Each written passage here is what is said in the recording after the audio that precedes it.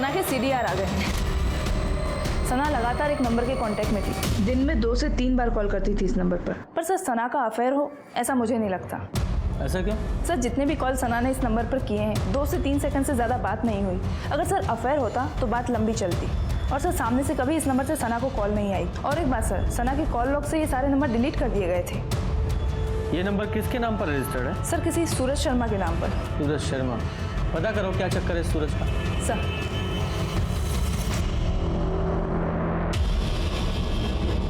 Doctor, आप लोग कुछ बताते क्यों नहीं? मेरी बच्ची कब ठीक होगी? देखिए, हम अपनी तरफ से पूरी कोशिश कर रहे हैं। अब सना की बॉडी कैसे रिस्पॉन्ड करती है सब कुछ उस पर ही डिपेंड करता है।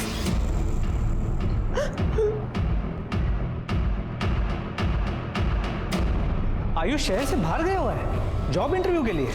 जी, आयुष का कल इंटरव्यू है दिल्ली में। और आप उसको क्यों ढूंढ रहे हैं? मैंने आपसे कहा ना कि उसने कुछ नहीं किया। उस रात वो घर में था अपने कमरे में। आप खामखा उस पर शक कर रहे हैं। शक हम नहीं, आप पैदा कर रहे हैं इस तरह अपने बेटे को शहर से बाहर भेजकर। और आपकी जानकारी के लिए बता देता हूँ, आपके बेटे आयुष ने जीनत की दूसरे निकाह का टिप पुलिस को दिया था।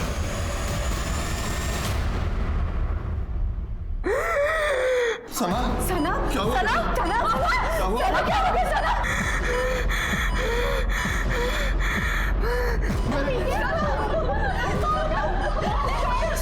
मुझे चेक करने दीजिए। एक्सक्यूज मी, आप लोग बाहर जाइए, इन्हें बाहर लेकर जाइए।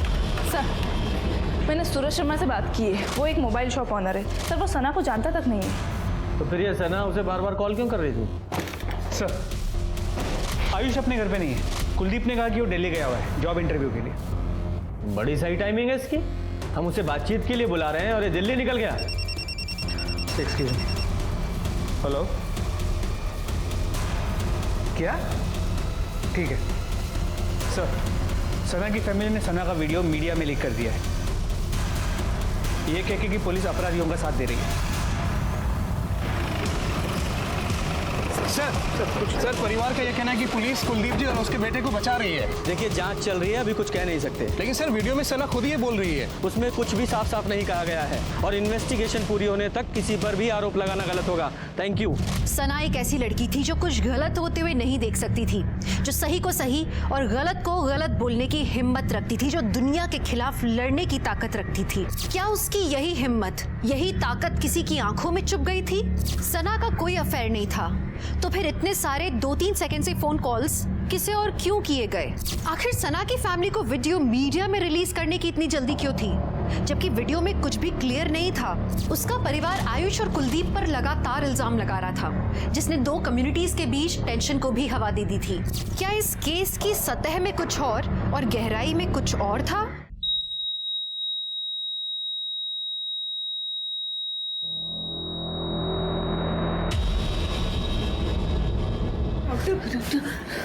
I'm sorry. She's no more.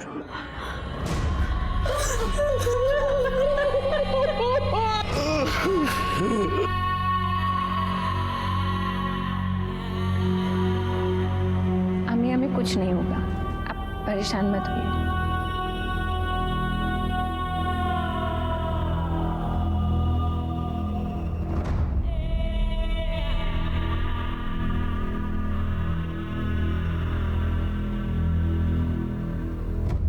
बहुत ही प्यारी और सुंदर लड़की है। बस कुलदीप भाई ठीक है, शादी की तारीख जल्दी निकाल लेते हैं। बिल्कुल जैसा आप कहे।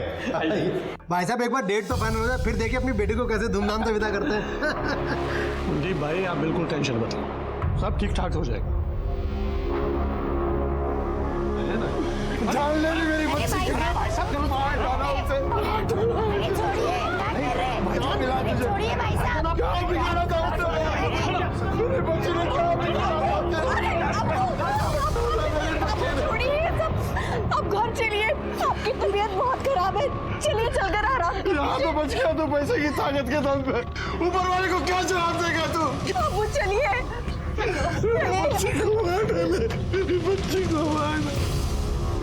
सर एक इन्फॉर्मेशन मिली है जो सना की दोस्त मेघा बताना भूल गई। क्या बताना भूल गई? सर कुछ महीनों पहले सना के लिए एक शादी का रिश्ता आया था, जिसे सना ने मना कर दिया। किसका रिश्ता? तो तुम सना से शादी करना चाहते थे और जब सना ने शादी करने से इनकार कर दिया तो मार डाला उसे और सारा इल्जाम कुलदीप और उसके लोगों पे लगा दिया। क्यों? सर ये बात आपको किसने कही? किसी ने भी कही हो, और सच है ना? सर सच है, लेकिन आधा सच है। तो पूरा सच तू बता दे। सर हम तारिक अंकल के पास गए थे निकाह की बात करने के लिए, लेकिन सना को लेकर नहीं, रुबीना के लिए। मुझे रुबीना से शादी करनी है। आमिर बेटा, शादी तो हमें भी करनी है रुबीना की, पर सना बड़ी है रुबीना से, तो पहले उसके लिए लड़का ढूंढकर उसकी शादी के बारे में सोचना होगा। अब्बू ये क्या कह रहे हैं आप? अगर आपा नहीं होती तो आप मेरी शादी कर देते इनसे।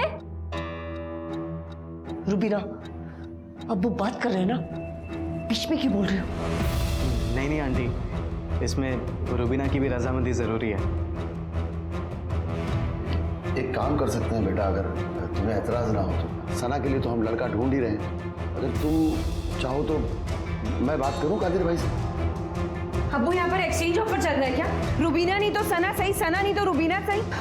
कैसी बात कर रही है तुम? आमिर से अच्छा लड़का कहाँ मिलेगा तुम्हें? जरूरत भी नहीं है मुझे। और आमिर तुम यहाँ से सीधा बाहर चले जाओ, मेरे साथ शादी करने के बारे में सोचना भी मत। सर हूर ऊपर ही समझती थी खुद को वो। मुझे तो ना उसकी सोच पसंद थी और ना ही वो पसंद थी।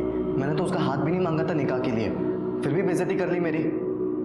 पता नहीं किस चीज़ का घमंड था उसको इतना। तो उसका घमंड तोड़ने के लिए क्या किया तूने? सर मुझे कुछ करना ही नहीं पड़ा, क्योंकि मुझे तो रुबीना पसंद थी, इसलिए मैं सिर्फ रुका था कि कब सना का निकाह हो जाए और मैं तारिक अंकल से दोबारा बात करूं रुबीना के लिए।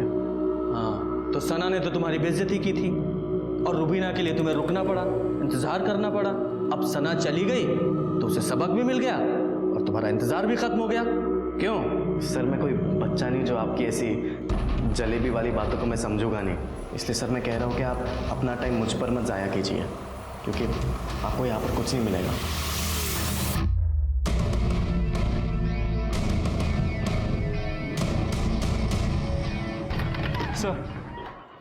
सर मैं सीसीटीवी फुटेज को डिटेल में रीचेक कर रहा था, तो एक चौंकाने वाली बात सामने आई।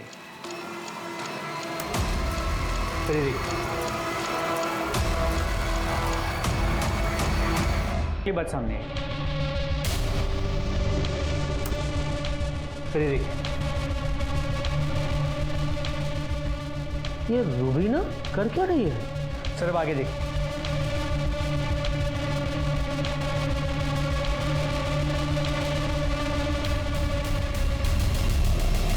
सर एक सेकंड, ये तो वो सूरज शर्मा है, मोबाइल शॉप का ऑनर, जिसे सना कॉल करती थी। अच्छा ये सूरज शर्मा है। सर जब भी सना की फ़ोन से सूरज शर्मा को कॉल्स गए, उसके कुछ वक्त बाद रुबीना ने बाहर आके कुछ तो रखा है, और उसके कुछ वक्त बाद सूरज शर्मा ने वो आके कलेक्ट किया। मतलब ये कॉल सना नहीं, ये रुबीना करती थी? तो लगता तो ऐसे ही। सर आगे देखिए, और एक इंटरेस्टिंग बात। सर ये आदमी देखिए, ये ऑटो वाला। सर ये अक्सर सना के घर के बाहर नजर आया है। ये सना को ताड़ते रहता था और कई बार सना को लेके आते रहते भी रहा है, लेकिन सर जब से सना पे हमला हुआ है ये एक बार भी वहाँ नजर नहीं आया। ये रुबीना और इस ऑटो वाला, दोनों से बात करो। सर काहे फंसा रही है मैडम हमको इन सब में? सना मैडम तो हमारी बहन जैसी थी। अच्छा, बहन जैसी थी, इसीलिए दिन रात उसके घर के बाहर मंडराता था? मैडम वो तो इसलिए कि सना मैडम हमको फ़ोन करके बुला लेती थी जब उनको कहीं जाना होता था, तो उनके घर के पास में रहता था, तो घर के घर भाड़ा भी मिल जाता था, थोड़ा पैसा भी ज़्यादा देती थी। तो फिर मर्डर के बाद से तू और तेरा ऑटो कहाँ गायब थे? हम कहीं गायब नहीं थे मैडम, हम तो अपने काम में लगे हुए थे। आप चाहे तो मेगा मैडम से पूछ लो, वो तो हमारे बारे में सब कुछ जानती है मैडम, कसम से। सर ने जब रुबीना के बारे में पूछा तो मैं उसे बुलाने के लिए उसके कमरे में गई, लेकिन वहाँ जाकर देखा वो वहाँ थी ही नहीं। लॉकर से 50,000 रुपए और गहने भी गायब।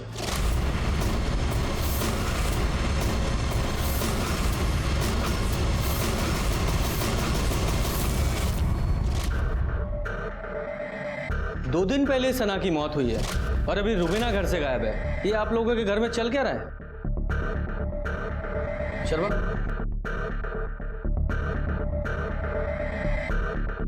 इस लड़के को जानते हैं आप लोग? हमें नहीं पता साहब कि तो कौन है लड़का। रुबीना का अफेयर चल रहा था इसके साथ शायद।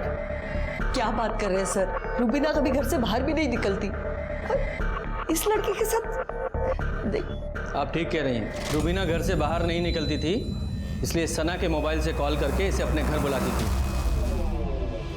पता नहीं इस रुबीना ने क्या क्या गुल खिलाया।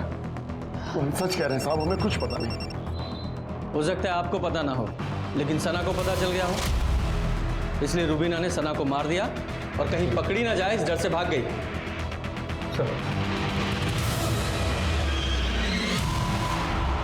सर ऑटो वाले के बारे में मेघा से बात हुई, उसने कंफर्म किया है कि वो और सना दोनों उसे अच्छे से जानती और रेगुलरली उसी के ऑटो में आती जाती थी।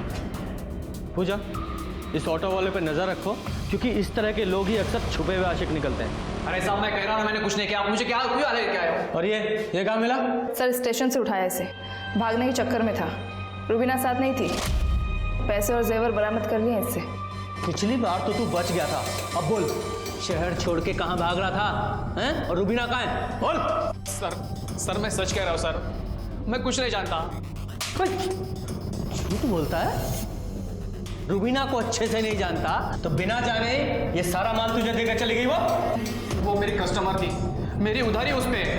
कैसी उधारी? वो सर मैं मटका खिलवाता हूँ, रुबीना मेरे पास ही मटका खेलती थी और उसी की वजह से उसके ऊपर कर्जा चढ़ गया था। मटका मतलब सट्टा? हाँ लगभग वैसा ही। रुबीना को पैसों की ज़रूरत थी, इसलिए वो मटका खेलती थी, लेकिन मटका खेलने के लिए वो घर से नहीं निकल पाती थी, तो वो मुझे कॉल करके बुला देती। फिर वो अपना लकी नंबर लिख के गमले में रख देती थी और मैं जाकर वो पर्ची उठा लेता था। जितने हारने पर पैसे का लेन देन ऐसे ही होता था। करंटली रुबीना 1 लाख कर्जे में थी और ये पैसे उसी के जो उसने आज सुबह ही मुझे दिए।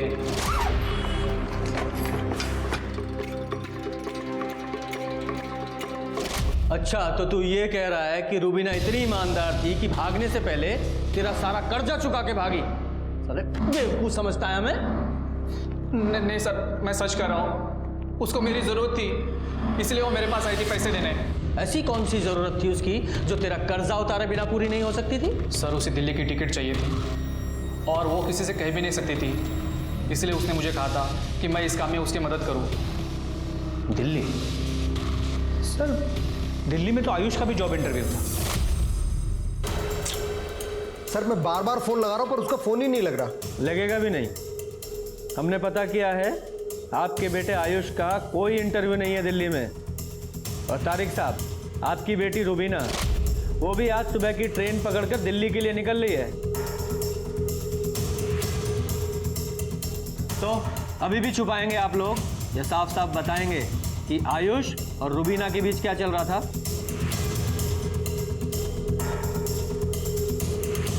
सर 1 साल पहले की बात है, हम सब लोग शादी में गए थे और रुबीना अकेली थी घर में। किसी वजह से हमें रास्ते से ही वापस लौटना पड़ा और जब हम रुबीना मत लेना हमारे इस गंदी जुबान से। तुम्हारी हिम्मत कैसे हुई यहाँ आने की? वो अंकल आयुष और रुबीना ने जो भी किया वो गलत था सर।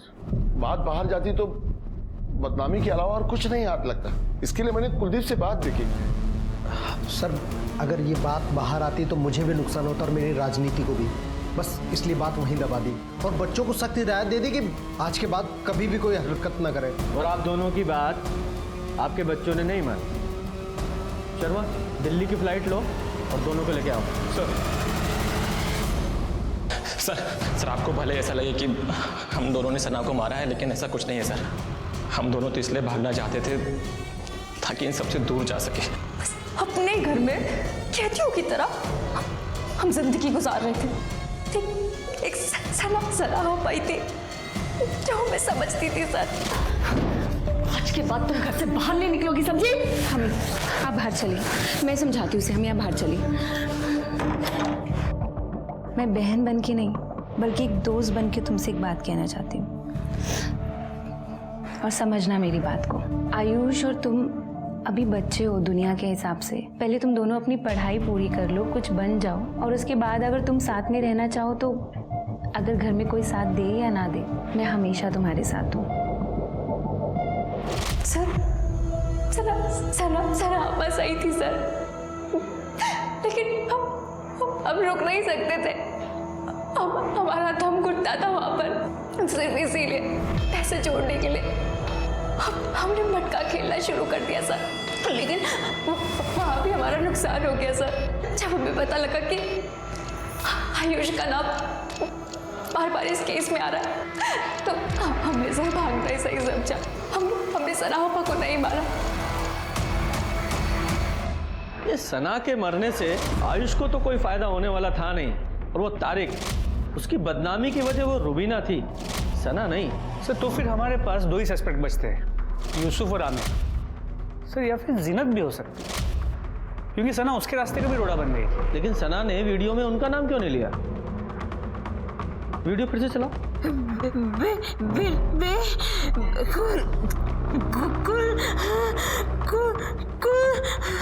सना ने मरने से पहले अक्यूज का नाम बताने की कोशिश तो की, पर इससे पहले कि कोई समझ पाता वो शांत हो गई। क्या पुलिस के इन्वेस्टिगेशन की दिशा गलत थी? क्या सना के कत्ल और कातिल की वजह कुछ और थी जो पुलिस के इन्वेस्टिगेशन के दायरे के बाहर थी?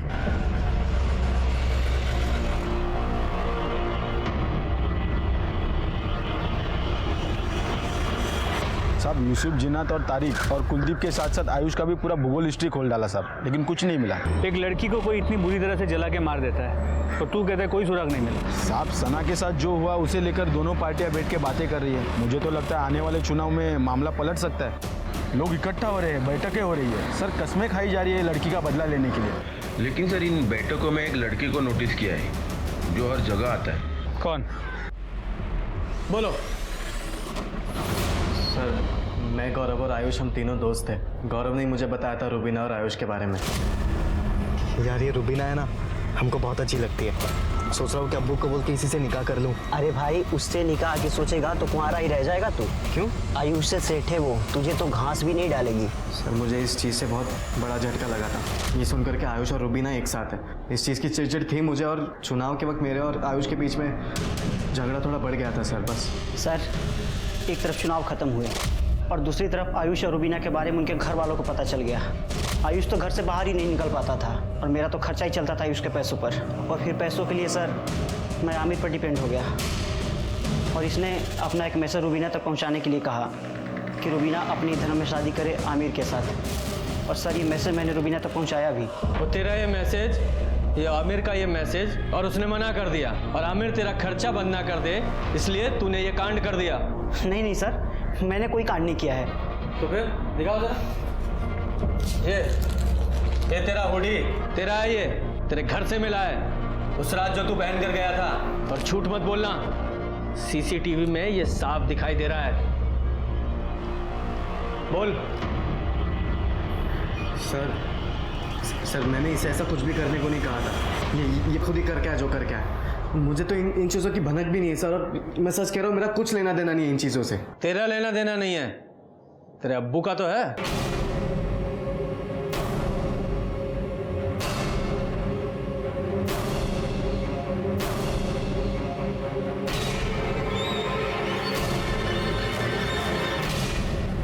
बोलिए कादिर साहब। तारिक ने मुझे सब बताया था, रुबीना और आयुष के बारे में। सब कुछ जानकर भी मैं कैसी बच्चा ने लड़के का निकाह अपने इकलौते बेटे के साथ कैसे करा देता। मैंने इससे बात करने की कोशिश की, लेकिन इसे तो कुछ सुनना ही नहीं था।